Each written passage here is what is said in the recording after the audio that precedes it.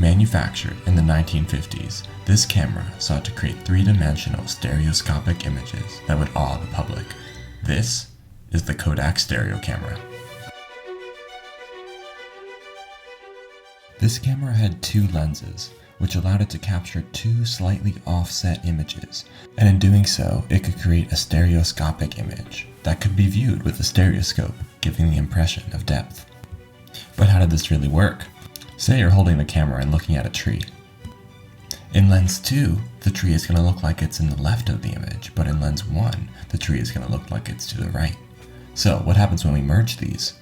When these images are viewed together and at the same time, and through a stereoscopic viewer, our brain merges them together to create an image that represents a 3D reality. While you have to see this 3D effect for yourself in person, here are some images that have been taken with the Kodak Stereo camera. As you see, both images look almost the same, but slightly shifted, that cause this 3D effect.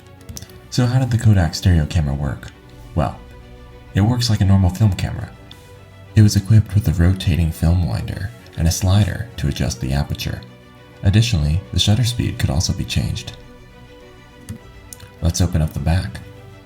Inside, we can see where the roll of film would be placed, and where two respective film slides would be exposed simultaneously.